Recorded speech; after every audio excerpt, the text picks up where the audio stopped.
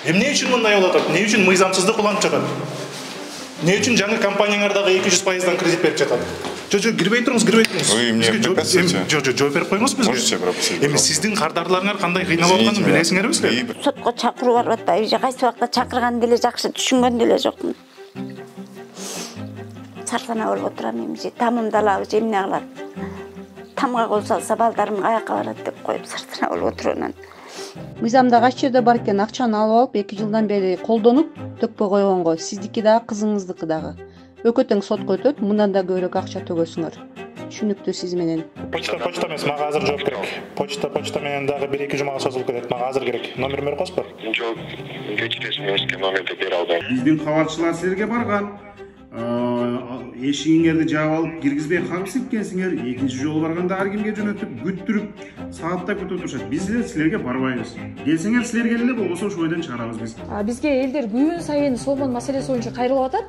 Соломон маселесин териштирген Финнадзордун кызматкерлери мына журналисттерге жасаган мамилесин карап өзүңүздөр көрүңүздөр. Бирөөсү да азыр интервью бербей кабинетине кирип кетти. Бул ачыктан эле мындай саботаж, диверсия болуп жаткан жокпу ошол жерде?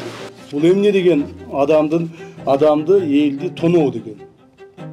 Ушуларды көздөн көз тонотуп коюп, каратып коюп биз карап отурабыз.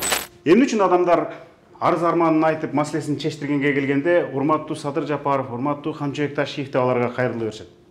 Анткени ошол адамдар менен, ошо муң зарлагандар менен түздөн түз иштешип, көйгөйүн чече турган министрликтер, чиновниктер таш көжүк жалкоо, ишин билбейт, ыкшоо, же болбосо калпчы. Адамдар маселесин чечтирмек тургай ушул дуалды келип сүзгөндөй, дуалдан нары өтө албагандай ушинтип такалып тура беришет, акыры дуал муштап кала беришет. Анан айлашыктан журналисттерге кайрылышат.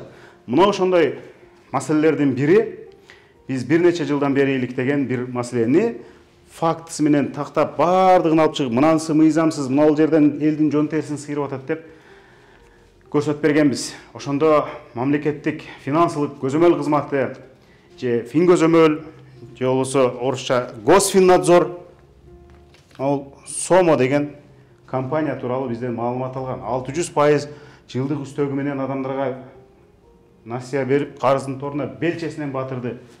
Алар мына ушунун айынан ооруп калды, ажырашып атат. Керек болсо айрымдары өмүрүнө кол салган каргасы болуп атат деп бүт бардыгын тактап берген болчубуз. Госфиннадзор булардын лицензиясын алдык. Булар мындан ары иштебейт. Адамдар алган гана суммасын кайтарып берсе болот деп бизге маалымат берген. Биз аны элге таратканбыз. Бирок кийин эмне болду? Иш жүзүндө бул Сомо жабылганы менен мунун мураскерлери пайда болду артында. Мурда бир эле компания иштесе, эми мунун артынан 2 компания иштей баштады. Госфиннадзор биз жаптык деген менен Замат деген компания пайда болду.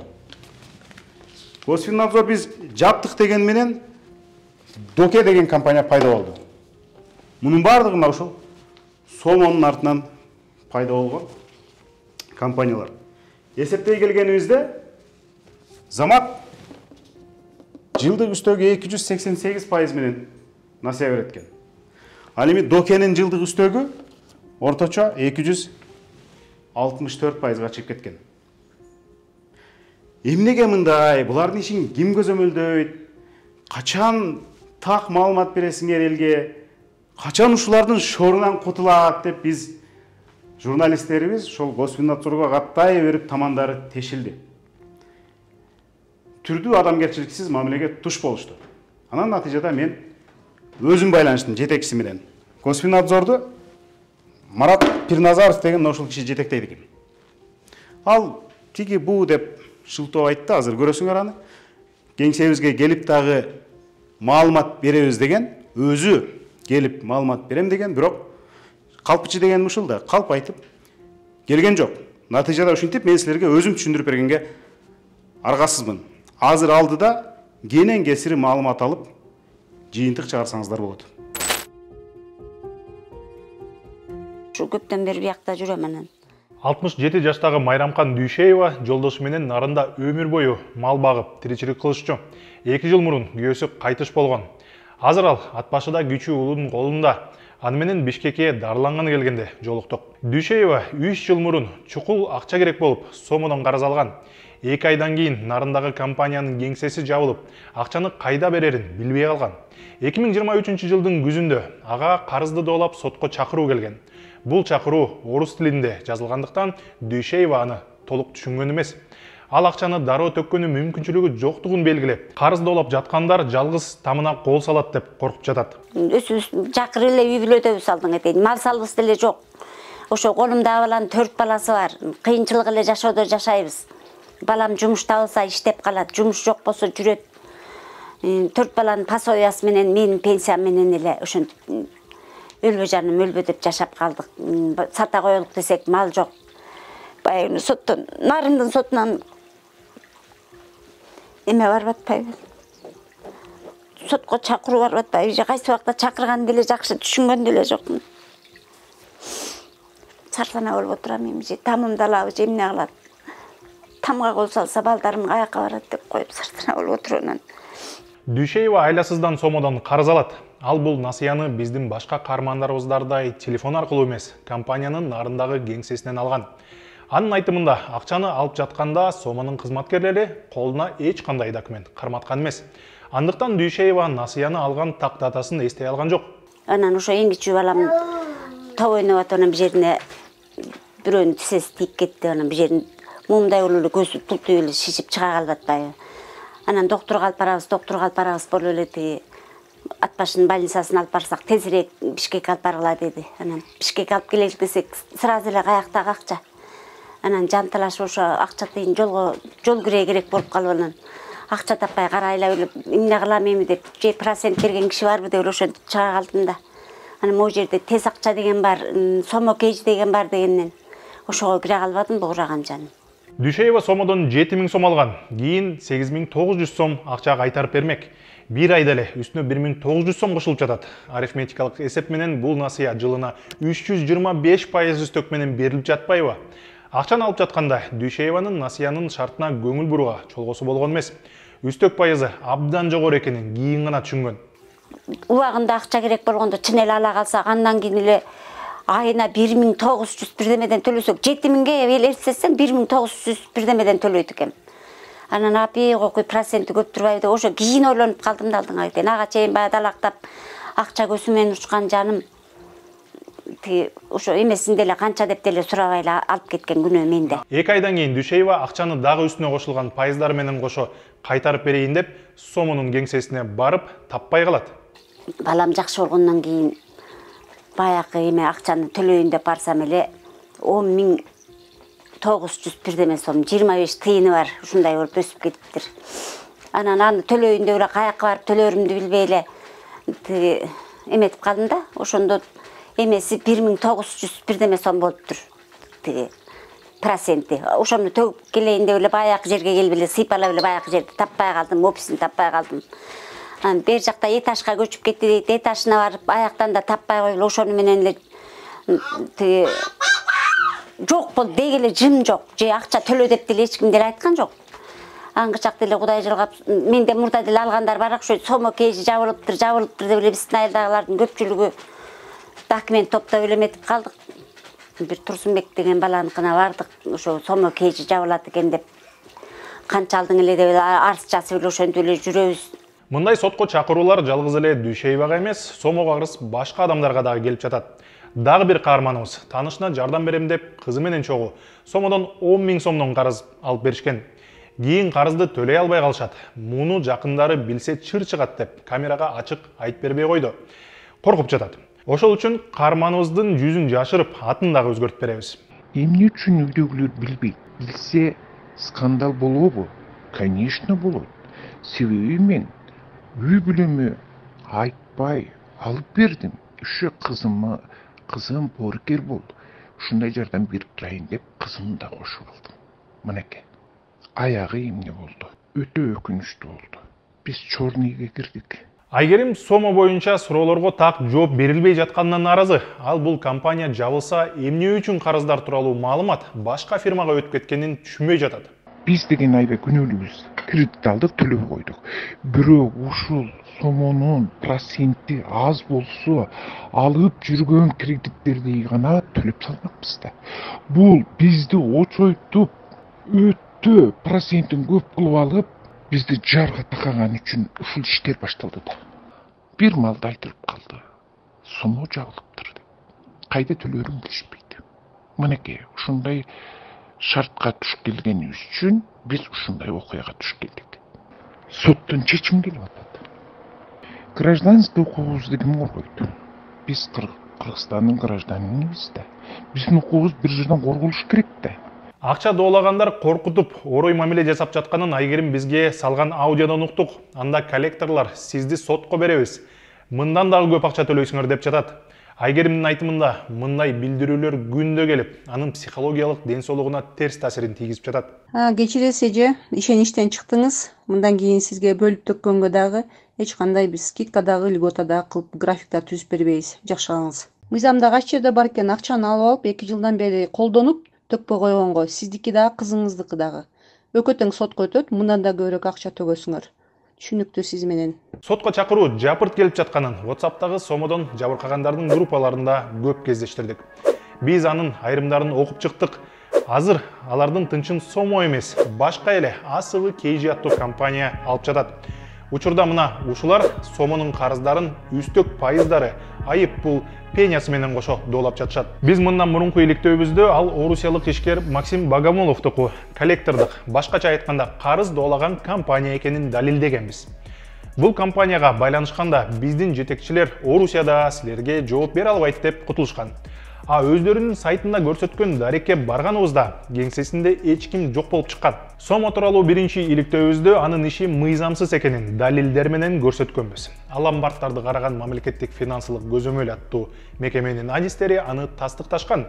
Ошондо Сомо жана ага тийиштүү башка компаниялардын ишине тыюу салынып, токтотушу керек эле.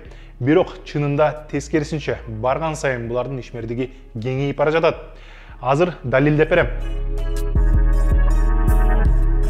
Сомо тууралуу иликтөө чыккандан кийин анын иши жүрбөй калып, башка аттар менен ачылган. Анын бири мына Замат. Убагында Замат боюнча дагы иликтөө жасаганбыз, бирок өкмөт алардын ишмердигин чектеген эмес. Натыйжада калктык карыз торуна батырган насыяларды берүүнү алар уланта беришкен. Өзүңөр көргөндөй сайты иштеп жатат. Канча акча алгыңыз келсе, ошону көрсөтсөңүз болот. Астында номерлерди калтырышкан. Биз азыр аларга чалып иштеп жатабы же жокпу көрөбүз. Замат KG азыр иштеп жатасыңарбы силер? Иштеп жатабыз, бирок дайын берүү системалар иштей элек азырча. Качан токтоп калды беле? Азырча булай токтоп турат да, ошо марттан баштап берилип башташы мүмкүн да, ошону күтүп жатабыз дагы. Марттан баштап кайра иштей баштайсыңар, Мен тактап алайын деп аткам да, мен мисалы мына сайтыңарда 10 000 деп койсом, бул пайызын көрсөтпөй атат да, канча төлөйм? Пайыздары боюнча каралып жатат, иштеп азырча пайызды бизге деле бергисиз азыр. Бирок сөзсүз мартта иштеп баштайсыңар, Иштеп баштаган нерсеңиз билдирүүчү, сиздин номерге сайтка таштап койсоңуз, ошондо берилип баштаганда калтырсаңыз пайыздан бери чыгарып берет ошол учурда. Мисалы мурун кандай эле, мисалы мен 10 000 алгым келсе, канча берет элем үстүнө кошуп? 2400 сом кошуп берет. 2400 сом кошуп берем үстүнө, Өзүңөр уккандай Замат марттан баштап иштеп баштайбыз деп жатышат. Буга чейинки эрежесине алайык, 10 000 сом алсаң, бир айдан кийин 2400 сом үстүнө кошуп бересиң деп айтты. Бул пайызы абдан көп экенин көрсөтөт. Ошондо айына 24, жылдык үстөгү 288 пайыз болуп жатпайбы? Эми экинчисине чалалы. Бул Доке деген сайт. Улуттук банктан лицензия алганбыз деп жазышкан. Азыр биз чалып тактайбыз. Доке KGби? Ооба, атам. Иштеп жатасыңарбы? Ооба, иштеп жатабыз, байке, суроо сайтыбыз. Мына мен силердин сайтыңарга кирдим, анан 10 000 мисалы алгым келсе, мына койсом, бул пайызын көрсөтпөй жатат да. Кени байке бизде эки тариф болот да, экспресс тариф, анан обычный тариф болот. Экспресс канча болот? Экспресс 22% болот 30 күнгө. Обычный тарифи 2,6%. Бул 30 күнгө эле 22% болуп атса, жылына канча болуп кетет? 200ден ашып кетет атпайбы? Ооба, ошондой болуп калат. Бирок бул экспресс болот да, байке, ошол себептен. Бирок ушуга мындай сүткөрлүккө каршы мыйзамды бузбайбы бул? Ошондо менден эмнени уккуңуз келип атат, байке, түшүнбөй атам сизди. мына сиз операторсуз да, кардарларга жардам бериш керексиңер да. Мына мен мисалы айтып жатам, жылына абдан пайызы көп болуп атат. Бул ушул мыйзамды бузбайбы деп сурап атам. Бул ошондо байке дополнительный услуга сыяктуу кетет да. Сиз кааласаңыз, бул сиз өзүңүздүн эмеңиз болуп калат да, чечимиңиз. Кааласаңыз, бирок биз сизге выбор берип атабыз байке. Биз сизди ушул чоң процент менен алгыла деп эметкен жокпуз да. Сиз кааласаңыз, белки обычный эле тариф менен өзүңүзгө займ оформление кылсаңыз болот. Өзүңөр уккандай, булар бизде улуттук банктын лицензиясы бар деп жатышат. Бирок микрокредиттик мекемелерге өзгөчө шарттар коюлат. Сүткөрлүккө каршы мыйзам бар. Анда насыя берген уюмдардын үстөгү жылына 31%дан ашпашы керек. Ал эми Заматтыкы 288, Докенеки 264% болуп жатпайбы? Эми сомонун өзүнө чалып көрөлү. Санат бул сомо? Болуп жатат. Иштеп жатасыңар да силер, жабылган жоксуңарбы? Сиз займ алайын дедиңиз беле? Ооба, ушу жабылып кетти деп айтып жатышты эле. Ооба, биз займ бербей алабыз байке. Ошондо эмне иш кыласыңар азыр? Эски карыздарды жолтабыз. Кээ бир ушул сомонун кардарлары айтып жатышат да, карызды башка компанияда улап жүрөт деп. Башка компания? Ооба. Орусиялык Касыбы KG деген компания сотко берип адамдарды, ушу сомо карыздарды. Айтып бермейсиз? Ушул тууралуу маалыматыңыз барбы сизде? Мен так, сиздин эме өзүңүздүн ишиңизди карап берейинби, ошондо кандай болот байке? Жок, мен сизге сурап атам. Көп эле адамдар азыр ушул айтып жатышат, сомого карызыбызды башка эле компанияда улап жатат деп. Да, бул үчүнчү частный лицо, көпкө чейин просрочка алып төлөбөй жүргөн үчүн башка үчүнчү фирмага өтүп кеткен да, частный лицого. SCB деген коллекторский фирмага. Кааласаңар, юридикалык жагынан деле баары таза болуп, полный документтердин баары бар. Мындай кылалы, мен Медиахабтын журналистимин, мага ушул тууралуу ким жооп бере алат сомодо, ошонун номерин берип коюңузчу. Сиз өзүңүз анда почтага жазып койсоңуз. Жок, почта эмес, мага азыр жооп керек. Почта менен дагы 1-2 жумага созулуп кетет, мага азыр керек. Номерин берип коесузбу? Жок, кечиресиз, мен сизге номерди бере албайм. Кааласаңыз, почтага жазыңыз. Телефон аркылуу сүйлөшкөндө эч кандай пайда чыккан жок, ошондуктан булардын кеңсесине барып сүйлөшөлү деп чечтик. Кеңсенин адресин булар ачык чыгарган эмес, операторлору айткан жок. Аны кызматкерлерди издеп жаткан жарыяларда байкап калдык. Биз мындан бурун суроолорду ушул сомонун жетекчилигине берели деп канча аракет кылдык, телефон аркылуу дагы каттага жаздык, бирок жооп болгон эмес. Мына биз азыр кеңсесине келдик. Кеңсесинде мындай караганда ондогон адамдар ичинде отурат, операторлору дагы, башка адамдар дагы ичинде иштеп жатышат, бирок бизди азыр ушундук камера менен офисине киргенди булар өздөрү бизди мажбур кылышты. Анткени мындан бурун эч кандай жооп болгон эмес. Мына азыр кирип сурап чыгалык. Саламатсыздарбы? Атым Арген Бактыбек уулу, мен Медиахабтын журналистимин. Биз жетекчилер менен сүйлөшөлү дедик эле. Ушу жетекчилерден бирөө.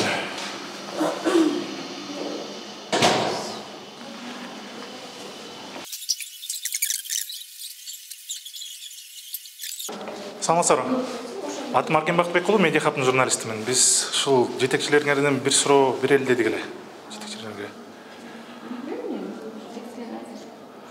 Менеджер ким бuyakta? Биз мурун дагы бул жерге келгенбиз. Ошондо дагы жетекчилерибиз иш ордунда эмес деп кутулушкан. Азыр мына да сурасак, азыр чалып беребиз деп чачат. Саламатсызбы Тилек? Мынайсар, мен атым Арген Бактыбек уулу. Биз менен мурун да сүйлөшкөнбүз. Силерге сомо боюнча да суроолорду берели дедик. Можно не на камеру? Не, нам нужно на камеру. Бияқта эле сүйлөшө бербейлиби? Нет, ну, можно мы выйдем, поговорим. Да, давайте. Решаем процесс. Чаш. Азыр сомо карыз адамдардын иштери башка компанияга өтүп кеттир. Мурун силердин ишиңер мыйзамсыз экени далилденип, пайыздары жокко чыгыш керек болчу. Азыр пайызы менен кошо доолап жатышыптыр. Буга кандай комментарий бересиңер? Мы никаких комментариев не можем дать. Эмнеге? Можем на камеру не будем записывать. Жок, эмнеге комментарий бере албайсыңар? Жашыра турган бир нерсеңер бар? Жок, жашыра, просто на видео мы не даем комментарий. Эми не на камеру деле бери бергиле да. Жо кирбей туруңуз. Вы мне препятствуете? Жо берип коюңуз бизге. Можете пропустить, Эми пожалуйста? сиздин кардарларыңар кандай кыйналып атканын билесиңерби силер? И препятствуйте мои... Жо силер кандай кыйналып атканын билесиңерби кардарларыңар? Никаких комментариев. А доски боюнча кандай комментарий бересиңер? Доски компаниялар Ничего не боюнча. знаю по-русски. Можете пропустить, пожалуйста. Бизге жооп берип коюңуз азыр. Жооп бере албайм, кечирип коюңуз. Эмнеге жооп бербейсиңер? Жооп бере албайсыздар. А ким жооп бере алат силерден? Силерде басма сөз кызматы барбы, же жетекчилер барбы? Эми письменно жооп бербей атпайсыңарбы? Жазсаңыз жооп беребиз. Жооп бере элексиңер канчадан бери? Жок, азыр жооп берип коюңуз. Силер мындай компания адамдар менен иштешип атасыңар. Комментариев не могу дать. Эмнеге бербейсиңер? Не могу. Жок, эмнеге бербейсиңер? Ким бере алат? Ким бере алат? В письменной форме можно, пожалуйста? Дайте я пройду. Жок, биз жооп берип коюңуз бизге. Вы сейчас меня препятствуете. Можно я пройду? Эмне үчүн жооп бербейсиңер? Ушуну айтпайсыңар. Эмнеге? Ким жооп бере алат? В письменной форме мы ответим. Чалып берип койбойсуңарбы жетекчилерге? Силерден дагы чоң Мы жетекчилер вам болсо. ответим, говорю же. Эми эч кандай жооп ала элекпиз баягыдан бери. Эми докеки жөнүндө айтып берип коюңуз. Андагы пайызы 200%дан ашат экен жылына. Эми жооп берип эле койсоңор, эч нерсе болбойт. Эми силер мына кардарлар менен иштешесиңер. Алар кантип кыйналып атканын билесиңерби? Акчаны төлөй албай. Үстүнө дагы олчойгон пайыз айыппулдар да кошулуп жатат. Жок, ана ким жооп бере алат, силер жооп бере албасыңар? Жок, Азамат Акинеев жооп бере алабы? Ким дагы жетекчилерге? Же чет өлкөлүктөр жооп береби? Же чет өлкөлүктөр жооп береби? Чет өлкөлүктөрдөн да сурап көрбөйлү. Эмне үчүн мындай болуп атат? Эмне үчүн мыйзамсыздык уланып жатат? Эмне үчүн жаңы компанияңар дагы 200%дан кредит берип жатат? Жок, мен суроолорго жооп алганы келдик биз. Бизге ошол письменный форме жооп бербей атпайсыңарбы? Өзүңөр көргөндөй бизден качып кутулушту, эч кандай жооп бербейбиз деп жатышат. Кат түрүндө кайрылгыла деп атат, бирок катка булар эч качан жооп беришпейт. Мына өзүңөр көргөндөй бизде эки эле суроо болгон. Ушул эки суроого дагы жооп бербей качып кутулуп кетишти. Мурун бир эле сомо болсо, эми 3 компания болуп кетти. Мындан замат дагы ломбард катары катталган. Эмнеге ушунча мыйзам бузуулар болуп жатса дагы буларды эч ким токтото албай жатат. Ломбардтарды караган Фин Көзөмөлдүн кеңсесине жөнөдүк. Айта кетели, биз мындан мурун телефон аркылуу кайрылганбыз. Кагаз түрүндө дагы суроолорду келип таштап кеткенбиз. Ошо бойдон реакция жок. Бул жерде жетекчи Марат Пирназаров деген киши экен. Сулап кирип көрөбүз. Саламатсыздарбы? Менин атым Арген Бактыбек уулу, медиа каттын журналистимин. Бизге сомо тууралуу жооптор керек эле. Сомо тууралуу.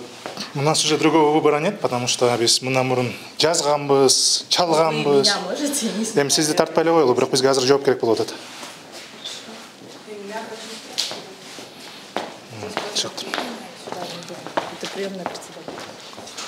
Төрага бошпу? Төрага менен сүйлөшөлү. Анын орун басарлары.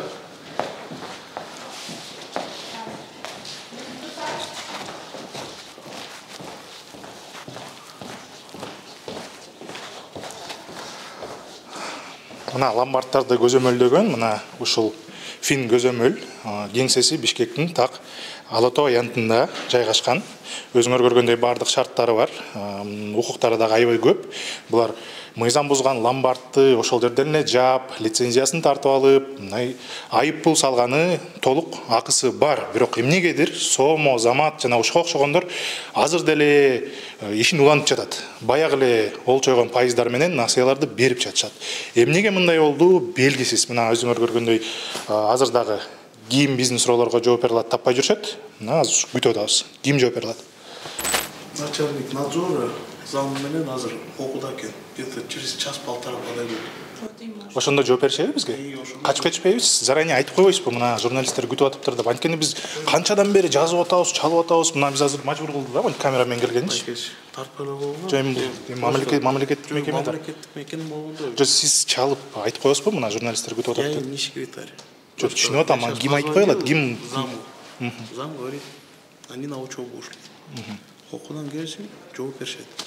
Бир сааттан кийин келет, жооп беришет. 1,5 саатта келет деди. Иштеген эмелер өздөрү жооп берет да. Мына 1 сааттай күтө турула дейт. ушул төраганын орун басары келип бизге суроолорубузга жооп берет дейт. Биз 1 сааттай күтүп туралы. Мына биз 1 сааттан ашык убакыт күтүп кайра келдик. Сурайбыз азыр.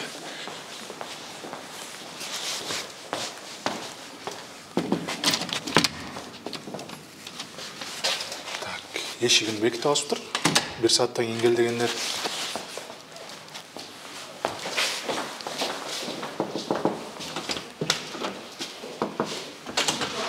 Санаспак, бизге ломбардтар боюнча ким түшүндүрүп бере алат? Ломбардтар боюнча эмне вопрос эмне? Жана сома боюнча. Сома боюнча надзорго барган эме 345 км. Самасарон, бизге ломбардтар боюнча ким түшүндүрүп бере алат? Келиңиздер, Кире. Биз медиа хабтын журналистимин мен. Медиа хабтын не боюнча?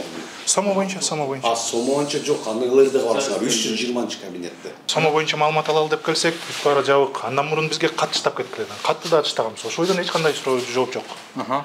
Бизге эмне келиз? Ушу сома боюнча түшүндүрмө алганы? Лицензиясы кандай, барбы жокпу азыр? Тиги Замат финансы, Замат деген ломбард иштеп атат. Күтүп турсаңыз, начальникке сурап көрөйүн мен. Рұқсат бере бербеген. Да, күтүп турулар деп атат. Кабинеттен кабинетке жөнөткөн аз кетип да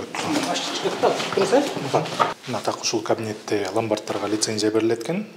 Ушул жерден азыр сома тууралуу, Замат тууралуу суроолорду беребиз, жооп алган аракет кылабыз. Кайрадан сома тууралуу келдик биз. Азыркы учурда алардын лицензиясы барбы же жокпу? Бул сома компаниясы жана 2019 жылы албады беле. Ал лицензиясы боюнча 2023 жылы июль айында арыз менен кайрылышкан, лицензиясын кайра тапшыруу боюнча. Ошонун негизинде биз буйрук чыгарып лицензиясын жокко чыгарганбыз. Бирок сайтта турат го лицензиясы. Азыркы күндө жок сома. Бирок иштеп эле жатышат алар. Башка аты менен ачылып алып азыр мына Замат финанс болуп тур. Замат финанс иштеп атат азыр. Замат финанс боюнча Замат финанс ал башка компания. Замат финанс, Замат капитал беле, Замат капиталга лицензия берилген. Бирок ал мисалы караңыз. Сомонун негиздөөчүлөрү ошол эле Заматты негиздешкен. Кайра эле ошолор болуп атпайбы? Кайра эле ошолорго лицензия берилип калып атпайбы? Иштеп жатышат азыр. Жок, Замат капитал боюнча аны документтерин карап көрүш керек. Биз ал тууралуу дагы иликтөө чыгардык эле го. Былтыр чыгарганбыз. Ошону айтып жатасызбы? Ошол болуш керек. Замат финанс. Ошол болуш керек. Алар кайра эле ошол ишин улантып атпайбы? Эч кандай күрөөгө эч нерсе алышпайт. Баягы эле пайыздарын коюп жатышат. Мен бөлүмүм жана текшерүү бөлүмүнө кирбейт. Менин функциям анда жок. Биз жана лицензия жагын карайбыз. Арыздардын негизинде мыйзамга дал келсе биз лицензиясын беребиз. Мисалы андан мурун Акылбек Жапаров айткан, иштөөгө эч кандай уруксаты жок булардын деген. Кийин жакында эле Ташиев, Камчыбек Ташиев айтты, бул улуттук коопсуздукка коркунуч келтирип жатат бул компаниялар деп. Ушундо кандай бир чара көрүлдүбү ошондон бери? Булар кайра эле иштеп жатат да. Мисалы биз Замат менен байланыштык, алар биз марттан баштап кайра иштейбиз деп атышты. Силер уксаңыздар керек, жанагы азыркы күндө президенттин буйругу чыккан, ошонун негизинде жана 2019 жылы мораторий кирбеди беле? Жанагы предпринимательдерди жана колдоо максатында текшерүүгө тыюу салынган, мораторий кирген. Ошонун негизинде 2019 жылдан бери биз тараптан жанагы пландык текшерүүгө болбойт. Только арыздын негизинде гана текшеребиз биз. Ошо. Бирок андан сырткары деле мындай биздин өлкөнүн башчылары первый лица айтып жатышат, бул коркунуч келтирип жатат деп. Ошондо дагы текшере албайсыңарбы? Эми указ чыгып неме кылса, биз азыр чыгып текшерсек, анда биз мыйзамды бузган болуп калабыз да. Если указ чыгып, бирок алар деле мыйзамды бузуп жатышпайбы? Кантип биз текшере алабыз? Биз текшере албайбыз. Если арыз түшкөн болсо, сиз арыз жазсаңыз болот. Если мыйзамды бузган болсо, ушундай мыйзамдардын талаптарын бузуп атат деп арыз жазыңыздар. Бизде жана текшерүү бөлүмү бар. Ошолор чыгып текшерип келишет. Ансыз текшерүү мүмкүн эмес, болбойт. Ансыз текшерүү. Ошондо Заматка эч кандай арыз азыркы күнгө чейин чөлөктөп жатасыз. Мен ал боюнча жооп бере албайм. Ал менин компетенцияма кирбейт. Мына биз жантан бери 1,5 саат күттүк. Азыр кирсек дагы 40 мүнөт күтө турула дейт. Адистер келет, ана келет, мына келет. Жетекчилик жогорку кеңеште, адистери финразведкада иш кылып эч кандай жооп болгон жок. бир адисти кармап сурасак, ал мен бул маселеге жооп бере албайм деп бизге айтты. Деги эле бул адамдар өздөрүнүн иштерин аткарбай эле бир жыйындарда отура беришеби, ушундай бир суроо болду менде. Жана бул мекемени Пирназаров Марат деген адам жетектейт экен. Негизи эле ушундай наразычылык күчөп жатканда, ошол Сомо тууралуу, Замат тууралуу көбүнчө адамдардын наразычылыгы президентке болот, премьер-министрге болот, ушундай үлкөн чиновниктерге. Ошондо мына ушул мекеме жетекчиси адистери ишин аткарбай атканына президент же ушул министрлер күнөөлүү болобу? Бул ачыктан эле мындай саботаж, диверсия болуп жаткан жокпу ошол жерде?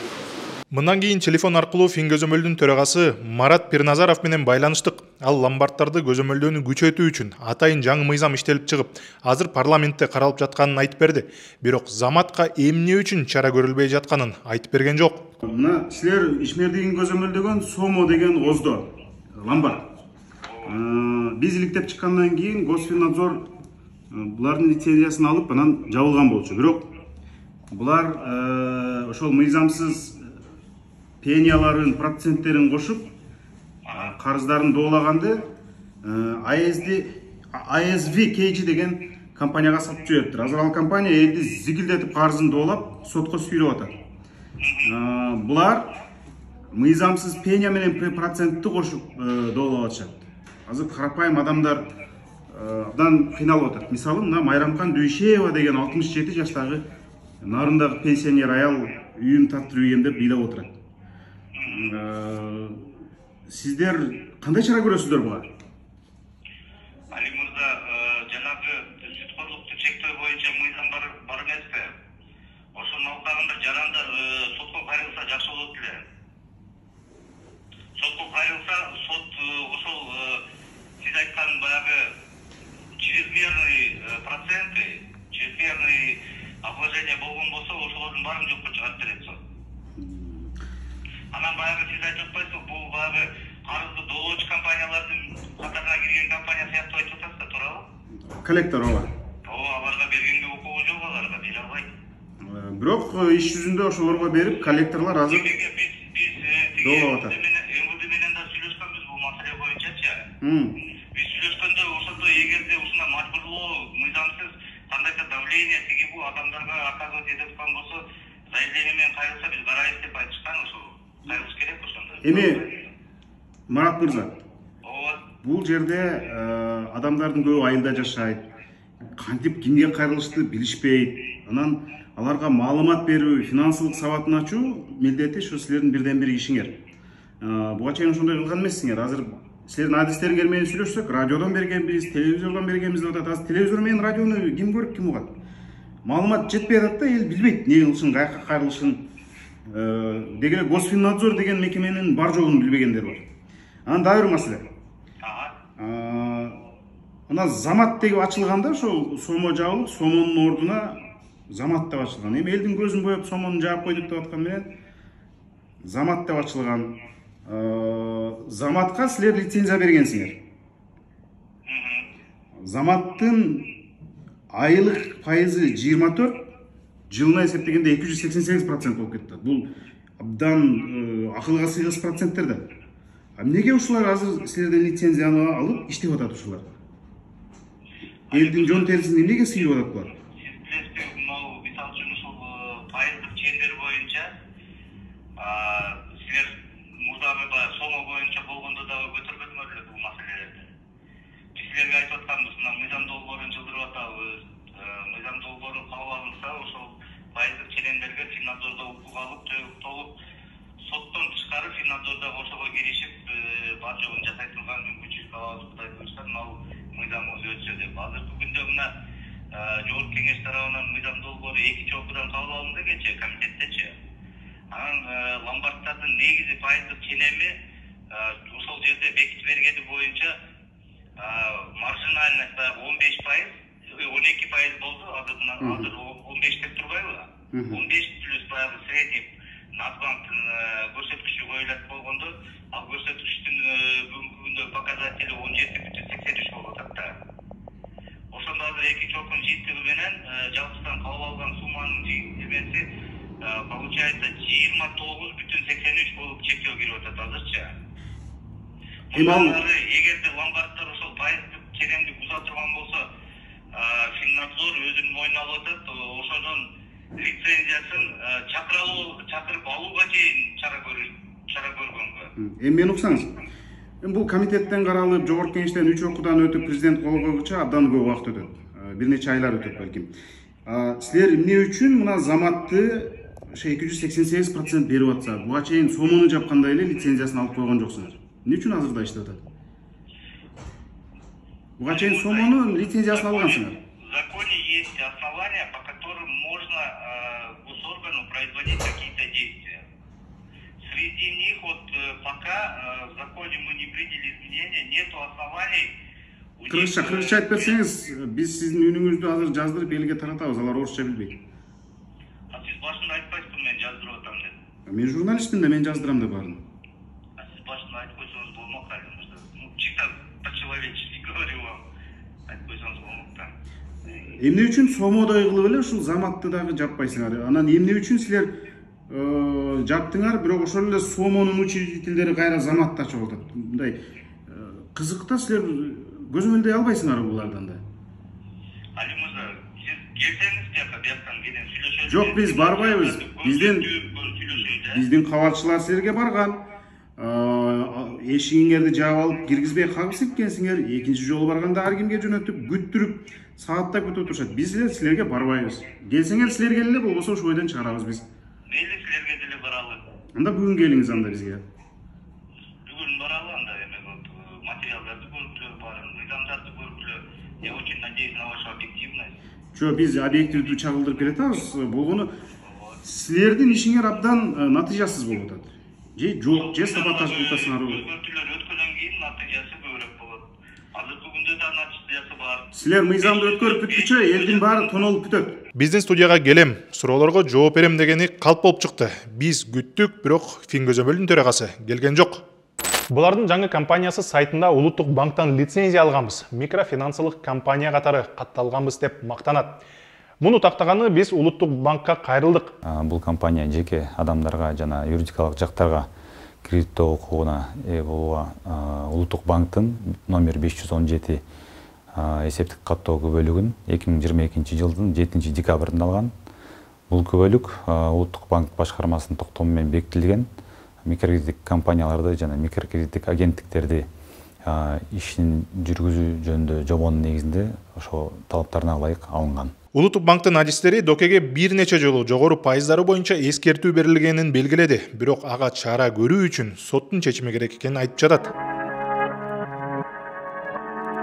Эми мындай, сом тууралуу биринчи иликтөөбүз 2021 жылы чыккан. Ошондо булардын пайызы айып пул, пениялары мыйзамда көрсөтүлгөндөн эселеп көп экенин тастыкталган.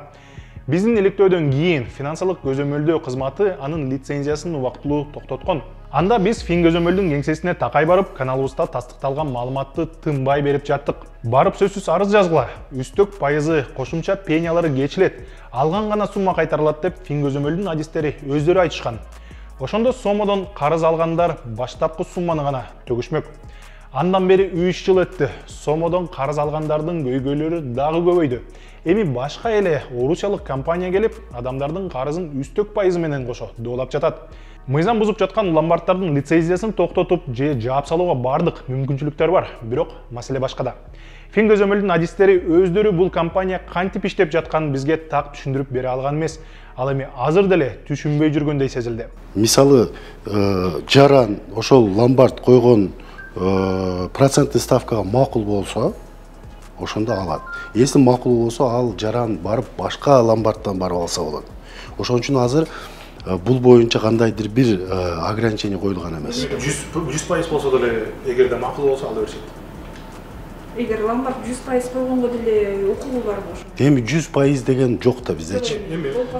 Бизге сома тууралуу айына ондогон каттар келет. Биз бул маалыматты өзүбүз үчүн эмес, көрүүчүлөргө түшүндүрүп берели деп алабыз да. А Фингөзөмөлдүн кызматкерлери өзүңөр көргөндөй жооп бербей бизден качып жүрүшөт. Комментарийлерди артынан чуркап жүрүп алабыз. Бизге элдер күн сайын Сомон маселеси боюнча кайрылып атат. Сомон маселесин териштирген Финнадзордун кызматкерлери мына журналисттерге жасаган мамилесин карап өзүңүздөр көрүңүздөр. Бирөөсү да азыр интервью бербей кабинетине кирип кетти. Ошол эле убакта Улуттук коопсуздук мамлекеттик комитетинин төрагасы Камчыбек Ташиев Сомого окшогон компаниялар улуттук коопсуздукка коркунуч жаратып жатканын белгиледи. МКК Заман Финанс, бывший Сомо дейт. 267% менен акча берет экен. Ломбард элдик капитал, бывший Сомо дейт. 267% менен берет экен. МКК Достукча, Акчамат дейт. 378% менен берет экен. МКК АБН дейт. 104% менен берет экен. Мына. Бул эмне деген адамды элди тоноо деген. Ушуларды көздөн көз тонотуп коюп, каратып коюп, биз карап отурабыз. Андай болбош керек. Бул дагы улуттук коопсуздукка түздөн түз таасирин тийгизет. Себеби элдерибиз байыбаса, күндөн күнгө жакыр болуп кетип атса, жөнөкөй адамдардын турмуш тиричилиги оңолбосо, демек улуттук коопсуздукка чоң таасирин жана өзүнүн зыянын тийгизет. Андан мурун министрлер кабинетинин төрагасы Акылбек Жапаров дагы бул компаниянын иштегенге уруксаты жок, аны жапканбыз дегени бар. Акча берүү менен моментальный карыз берүү. Сомо кейжи деген. Кошумча булардын жетекчилери Литвада эле, Латвияда ушакта отуруп жетектейт. Уруксат жок, эч ким дагы бир жолу кайрылып кетейин. Анда ушуга уруксат да жок, мен көңүл бурабыз. Бүгүн дагы тапшырмай берип, кыргыз жарандарын ушундай нерселерге көп алданбоосун суранып кетет элем. Чет өлкөлүк компаниялар Кыргызстанга келип, ушунча мыйзамдарды бузуп, жакырларды тоноп, кара тизмеге киргизип, башка кредит ала албагандай кылып, сотко берип, ачыкча акчаларды доолоп жатса дагы эч кандай жоопкерчиликке тартылган жок. Заматтын лицензиясы дагы эле Фин көзөмөлдүн сайтында бажырайып илинип турат. Доке лицензияны улуттук банктан алганбыз деп мактанып жүрөт. Орусиялык Асыбы Кейжи компаниясы мыйзамсыз берилген акчаларды кайтарып алайын деп жанталашып жатат. Булар Кыргызстанга келип, каалаганын кыла берсе болобу? Эмнеге чиновниктер муну токтото албай жүрүшөт? Ал эми ушундай видеолорго эми журналисттер аягына чейин чыккыла деген комментарийлер көп жазылат. Журналисттер катардагы жарандардай эле биз барып Сомону, Асыбы Кейжини жаап сала албайбыз. Биздин иш сизге так маалыматты текшерип, иликтөө аркылуу жеткизүү. Ал эми аягына чыгаруу бул укук коргоо органдары, мамлекеттик мекемелер, өкмөттө отургандардын иши. Бирок Сомонун мыйзамсыз иштери тастыкталганы менен кийин дагы ишин улантып жатат. Бул тууралуу оюңуз кандай? Сөзсүз комментарий жазыңыз, видеого лайк басыңыз, жакындарыңызга жибериңиз. Көрүшкөнчө.